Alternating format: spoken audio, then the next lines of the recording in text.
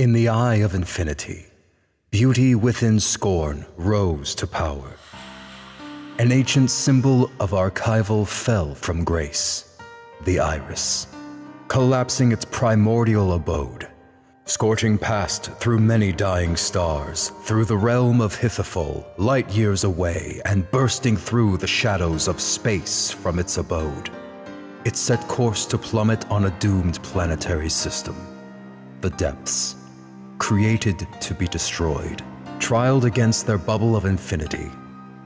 Its star, the great beyond, has died, and the vast barren plains were set to sink into the hollow void of space, clutched by an ominous overseer of this desolate coffin, a charcoal prince with ruby rings and scorching red eyes, tears trickling down to his fingers, beholds the now descended emblem.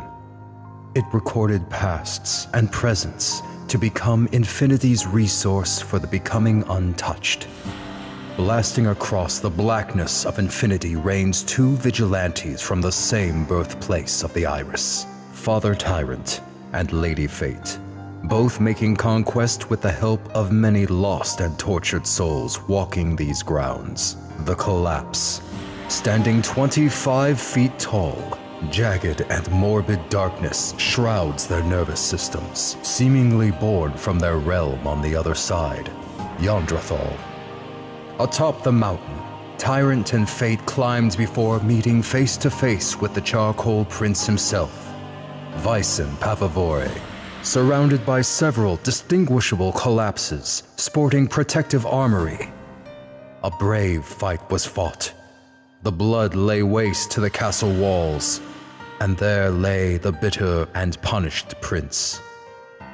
Before he is banished to the nothingness known as the Damned, a lightless and blank stare through Vegala's bubble, Vysen heeds a warning of Beast rising once again, feeding off the light that will soon be reborn.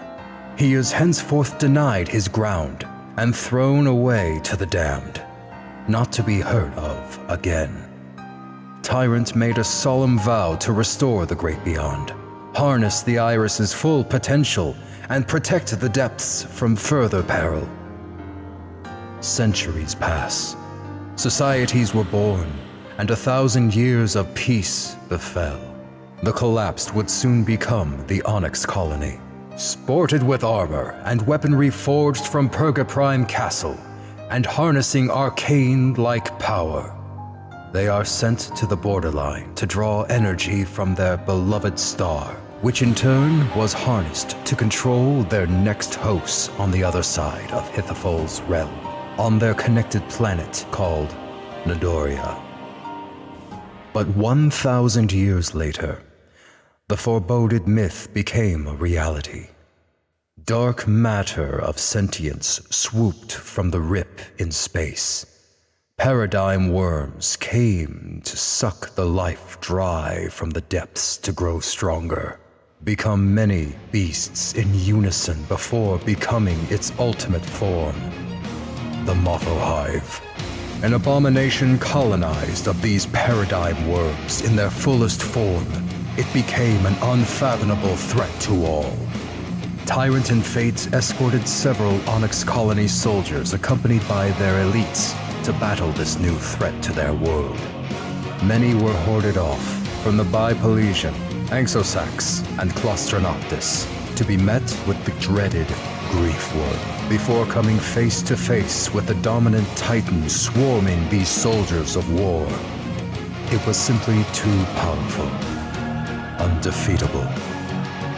The Motho Hive thwarts the army with might and tenacity. Alas, they had fallen.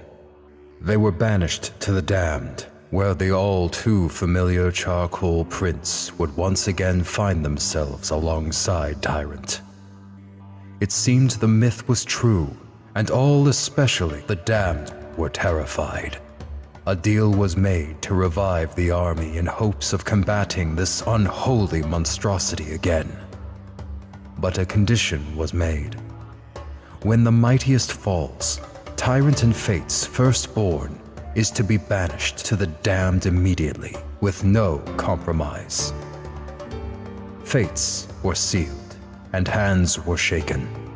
The talisman bestowed to Tyrant reignites the flame inside our now risen army, prepared to fight again. The Motho Hive shows no mercy as it slashes their king and queen, drawing blood. Fatal wounds were drawn, but what became of this was to make the grandest legend in tale.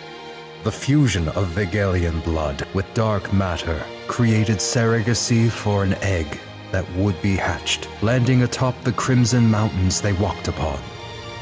The Motho Hive was weakened, and the soldiers gathered the remains to be locked away in a stronghold prison called the Encrypt. The egg was taken by Tyrant and Fate as they wait for it to hatch. And so, this journey's behemoth legend ascended from the egg. It was written, the Goliath was born, an amalgamation of Vegalian anatomy forged by skin of dark matter, beholding the strongest bone structure known to mankind. Goliath spent the rest of his years finding his place, being taught melee combat, growing his strength until he became too much for the colony. He simply could not fit in with a kind that differed from his own. Perceived as a monster. 1,000 years pass since his birth, and the depths once again reaches the edge of their galaxy's entire bubble. A wormhole opened from the damned, reigning in dozens of gargoyle spirits in all shapes and sizes, sworn to proclaim all with their first invasion. The Havoc Soldiers descended down on the depths to swallow it whole and destroy every living spirit. They, however, were no match for their greatest hero, Goliath, who fought valiantly against all odds, banishing the Havoc Soldiers back to where they came from. They did not come without sacrifice, and a graveyard was erected to honor the fallen. Their spirits still have so much trapped. They could not make it past their land without a fulfilled purpose. Goliath stands to mourn for the fallen soldiers. Approaching from behind, Father Tyrant walks towards his firstborn with a dire purpose for him: to keep guard of the Encrypt for an eternity, and to protect the land from anything ever emerging from the Gargantuan tomb. This does not best please Goliath, as this will mean he may never properly have a connection with his family ever again. Goliath pleads for reason, his pleas falling on deaf ears as he is warned there is much more to learn about the struggle that befell this world.